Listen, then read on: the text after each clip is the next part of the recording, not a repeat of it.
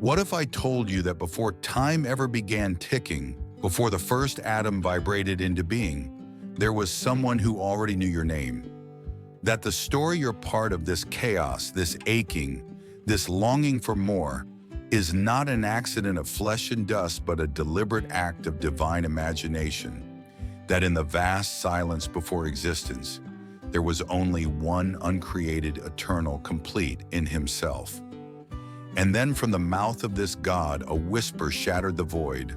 Let there be light. With those words, reality exploded into brilliance. Light sliced through the nothingness, illuminating the first chapter of the greatest story ever told. This is not mythology. This is not symbolic poetry. This is the beginning of your story. The heavens stretched wide, the earth swirled into form, oceans danced, mountains rose, and stars took their posts across the sky like a million watchmen glowing in obedience. But God wasn't done, because he didn't just want a world, he wanted a reflection. So he knelt into the dust and formed a man, not from gold, not from lightning, but from earth, humble, dirty, fragile. And then he breathed. Into clay, he breathed eternity. Into dust, he exhaled the essence of his own image. That's how you came to be, not by chance, not by evolution, not by genetic lottery. You are the image of God in motion, a living echo of divine intention. And yet the tragedy is that the ones created to walk with God chose to walk away. You see, Adam was not lonely because he lacked activity or achievement. He was alone because he had no one to share in the reflection of God's relational design. So from Adam's side, not his head and not his feet, but his rib, his equal, God fashioned Eve. And together they lived in a garden where nothing was lacking, where glory touched the ground, and love had no shadow. But love cannot exist without choice. So in the midst of paradise, God placed a boundary not to torment, but to protect. A tree, a command, and a choice. And then came the whisper. Not from God, but from a voice ancient in deception, wrapped in beauty and dripping with rebellion. Did God really say the serpent didn't need to convince Eve with proof? He only needed to plant doubt. And that seed of doubt grew into the fruit of rebellion. Eve took the fruit, and Adam, standing right beside her, chose silence instead of truth, passivity instead of purpose. And in a moment, everything changed. Their eyes were opened, but not to wisdom, to shame. They saw themselves as naked, and for the first time, fear entered the human heart. God came walking, not in wrath, but in sorrow. Adam, where are you? Not because he didn't know, but because Adam didn't. Sin had already begun its campaign of hiding, blaming, breaking. And so God, with tears and judgment, pronounced the consequences not as punishment alone, but as prophetic warning. To the serpent, a promise of defeat. To the woman, pain and longing. To the man, toil and dust. And then they were sent east of Eden, away from the tree of life, away from the place where heaven and earth touched. But listen closely, God did not abandon them. Even in exile, he made them coverings of skin, a sign that blood would one day be shed to cover sin. The story could have ended there. It should have ended there. But the mercy of God is more stubborn than our failure. From the children of this broken couple came two sons, Cain and Abel. One brought a sacrifice of routine, the other a sacrifice of heart. God looked upon Abel's offering with favor, not because of the object, but the obedience. And jealousy festering in the soul of Cain became the first murder in human history. Blood soaked the ground and God's voice thundered. "Where is your brother?" Cain replied with words that still echo in our cold world, "Am I my brother's keeper?" And so humanity spiraled. Violence, pride, rebellion, until the days of Noah, when every thought of mankind was evil continually. But Noah found favor not because he was perfect, but because he still listened, still obeyed, still believed. And God told him to build an ark, not for decoration, but for salvation. While the world laughed, Noah built. While sin multiplied, a man held a hammer and built a vessel that would save creation from itself. Now pause, reflect, because this is not just history, it's a mirror. We were made for glory, but we traded it for knowledge. We were made to walk with God, but we settled for wandering and shame. And yet, even in our worst, God still speaks. He still walks. He still asks, "Where are you?" And maybe, just maybe, this story isn't about a garden long gone, but about the ache in your chest, the Eden you remember but can't return to. Not without grace, not without blood, not without a Savior. And so as we leave the garden, we're not walking away from hope. We're walking toward a promise, one that whispers through the trees, through the curses, through the murder and the flood, "I will make all things new." This is not the end, it's the beginning. So the earth was covered in blood and silence. The cry of Abel still echoed beneath the soil. The heart of mankind grew twisted, imagination polluted, and every intent soaked in violence. God looked upon the world he once called good, and his heart grieved. But even in judgment, he searched for one who still feared him. And Noah, just one man, stood as a flickering flame in a world drowning in darkness. When God warned him of what was coming, Noah didn't argue. He didn't stall. He obeyed. Hammer in hand, mocked by the crowd, surrounded by dry ground, he built salvation one plank at a time. He built when there was no rain. He trusted when there was no evidence. And the ark became a sermon in wood and pitch declaring, "Judgment is coming, but so is mercy." Then came the rain. Not a drizzle, but a deluge. The heavens tore open and the deep broke apart. Creation reversed itself, land vanished, mountains submerged, and the screams of those who mocked were silenced by rising waters. But inside the ark, peace and purpose. Noah, his family, and the chosen creatures waited, carried not by waves, but by the hand of God. 40 days of cleansing, 40 nights of dying to the old world. And when the waters receded and the ark rested on Ararat's bones, God gave a sign, the rainbow. Not for sentiment, but as a holy contract. "Never again," he said. "I will not destroy this way again." But the problem hadn't been the water, it was the heart. And that heart came off the ark with them. Noah's sons stepped into a cleansed earth, but their souls still bore the seeds of rebellion. Shem, Ham, and Japheth, fathers of the nations. From their lines would come the tribes, the languages, the cultures we know today. But even after judgment, even after mercy, the sin didn't stop. Because humanity doesn't just need a second chance, it needs a new heart. Generations passed, civilizations rose, people multiplied, and then they remembered what it felt like to reach for heaven without God. And once again, pride began to whisper. On the plains of Shinar, led by a man named Nimrod, a hunter of men, a builder of kingdoms, they gathered. They had one language, one mission, one rebellion. "Let us build a city," they said. "Let us construct a tower that reaches to the heavens. Let us make a name for ourselves so we are not scattered across the earth." This was not architecture. This was war. A declaration that man didn't need God anymore. That unity without righteousness was their new God. That bricks could replace obedience. But heaven was watching. God came down, not confused, not threatened, but determined to protect them from their own destruction. He saw that with one language and one ambition, there was no evil they wouldn't pursue. So he fractured their tongues, confused their speech, divided their plans. And just like that, the tower stopped, left unfinished, their pride interrupted by divine mercy disguised as chaos. Babel, a monument not to brilliance, but to brokenness. And the nations were scattered not because God hates unity, but because he hates unity in sin. Because a people united in rebellion are more dangerous than a sword in the hands of a tyrant. Now listen, because this part isn't just ancient history, it's prophecy in motion.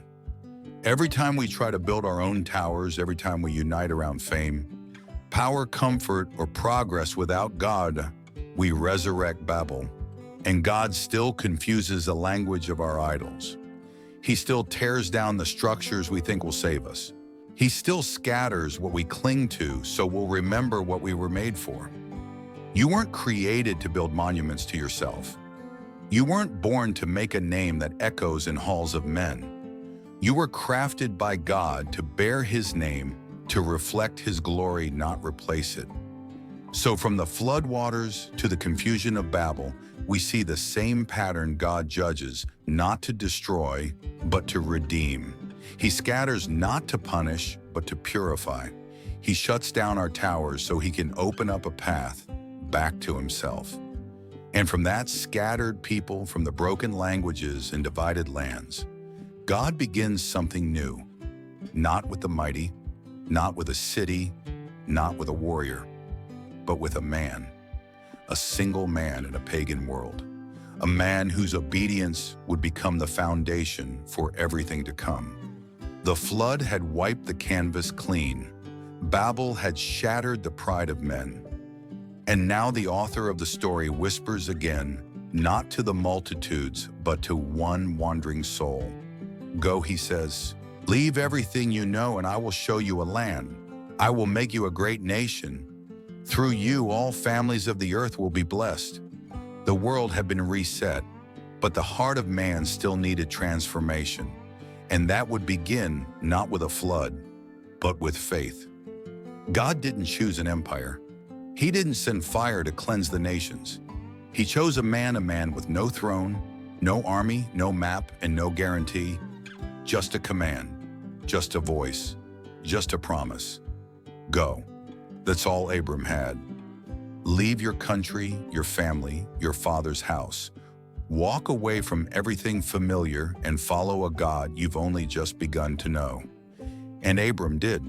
Not because he had a plan, but because he believed the one who spoke. And from that step of faith, the story of redemption accelerated. Heaven found a partner on earth, not perfect, not powerful, but willing. Abram walked by faith and pitched tents in foreign lands. He built altars in valleys of uncertainty. He trusted when the skies were silent. And God watched, God smiled. Because faith is what pleases Him, not success, not strength, but surrender. But don't romanticize it. Abram's path wasn't clean. His obedience was messy. When famine struck, he ran to Egypt. When fear whispered, he lied about his wife. When time dragged on, he listened to human logic and fathered a child with Hagar. And the consequence of that compromise would echo through generations. Ishmael was not a mistake, he was a man born of impatience.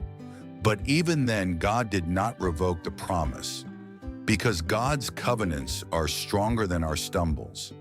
He returned to Abram, now old, weathered, nearly barren in hope, and said, look at the stars, that's what I'm building. Through your own son, not your plan, not your shortcut. My way. Abram laughed. Sarah laughed. But heaven did not flinch. At 99, he became Abraham, father of many. And Sarah, once called barren, held Isaac in her trembling arms, proof that nothing is impossible with God. But the test wasn't over, because God will always test what He entrusts. One morning He said, take your son, your only son whom you love, and offer him on a mountain, with wood, with fire, with a knife. Abraham obeyed, his heart in pieces, but his faith intact. And just as the blade was raised, heaven shouted, stop, now I know. And in the thicket, a ram, a substitute, waited, not just for Isaac, but as a sign of the one who would come centuries later and climb his own mountain with wood on his back, not to be spared, but to be sacrificed. This is what faith looks like. It bleeds, it breaks, it walks without answers, but it holds fast to the word of the one who never lies. Isaac would grow up knowing he was the child of promise, but even children of promise wrestle with flesh. He favored Esau, the rugged son, while Rebekah loved Jacob, the quiet one. And in the shadows of favoritism and deception, a stolen blessing changed everything. Jacob lied, Isaac wept, Esau raged, and Jacob ran. But God wasn't done. Because even when we run from the consequences, we can't outrun the calling. In the wilderness, Jacob saw a ladder heaven open, angels ascending and descending. God stood above it and said, "I am the Lord, I will be with you." Not because Jacob earned it, but because God had spoken it. And in time, Jacob became Israel, the wrestler, the struggler, the transformed. From his sons would come the tribes of a nation. But one son stood out, Joseph, the dreamer, the favored, the misunderstood. Joseph had dreams of leadership, of stars bowing down, but he was thrown into a pit by the very brothers he thought would one day follow him, betrayed, sold, forgotten. And yet every place he went, God was with him. In Potiphar's house, in a prison cell in Pharaoh's court, Joseph's life declared that destiny is not shaped by environment, but by God's hand. He didn't rise because he fought his way up. He rose because he remained faithful when no one was watching. When falsely accused, he remained silent. When forgotten by men, he remembered God. And when Pharaoh called Joseph, stood ready not with bitterness, but with wisdom. He interpreted dreams. He saved nations. And the boy who was betrayed became the man who forgave. But don't miss this: when Joseph stood face to face with the brothers who sold him, he didn't seek revenge. He wept. He said, "You meant it for evil, but God meant it for good." That's the gospel. That's the story beneath the story. That men will sin, but God will weave it. That rejection is often a redirection. That betrayal may be the very path to purpose. Joseph welcomed his family into Egypt. The nation of Israel was now taking form, not yet free, not yet mighty, but growing in the womb of a foreign land. The covenant was alive. The story was moving forward. And in every heartbreak, every exile, every delay, God was not far. He was forming a people. He was building a future. And maybe that's where you are now, in the pit, in the prison, in the place between promise and fulfillment. If so, remember Joseph. Remember that obedience in obscurity is what prepares you for influence in destiny. That the dream God gave you may take years, may take betrayal, may take silence, but it will not return void. From Abraham's tent to Joseph's throne, this is not just the history of Israel. It is the revelation of how God works with real people, flawed and frail, to fulfill a plan no human could ever imagine. And if he could use a liar, a struggler, a dreamer, and a slave, he can use you. The story isn't over. The promise still stands. The story should have ended in silence. Israel, once a family, had now become a multitude oppressed, chained, forgotten. Pharaoh didn't remember Joseph. Egypt had no regard for covenant. And the people of God cried out, not with eloquent prayers, but with groans soaked in pain. And God heard. Not because they were powerful, but because he is faithful. He remembered his promise. And he moved, but his answer wasn't a sword. It was a man broken, banished, burning with regret. Moses, once a prince of Egypt, now a shepherd in the wilderness, forgotten by the palace, forgotten by himself, but not forgotten by God. Because the wilderness isn't punishment, it's preparation. And one day in the middle of nowhere, a bush caught fire but didn't burn, and a voice thundered through flame. Take off your sandals, this is holy ground. God doesn't call the qualified, he qualifies the called. And Moses, with all his doubts, all his stuttering, all his shame, was chosen. Not for who he was, but for who God is. I am, said the voice. Tell them I am sent you. So Moses returned, not with weapons, but with the word.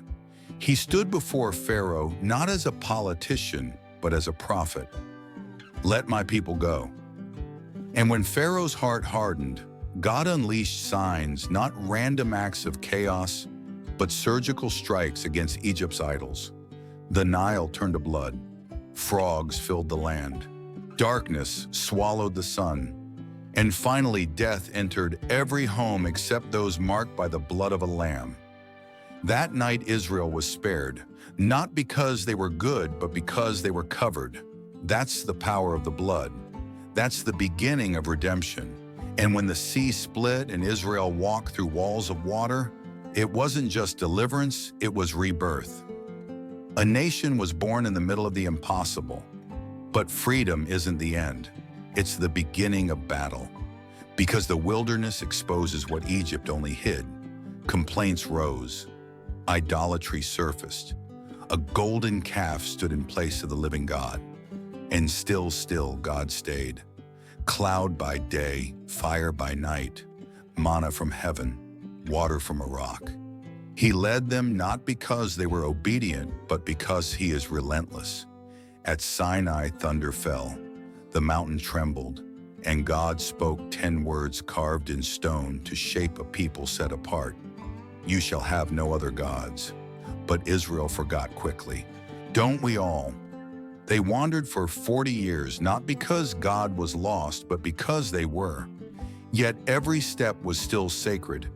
Their shoes didn't wear out, their clothes didn't rot. Because even in discipline, God provides. He wasn't just getting them out of Egypt, he was getting Egypt out of them.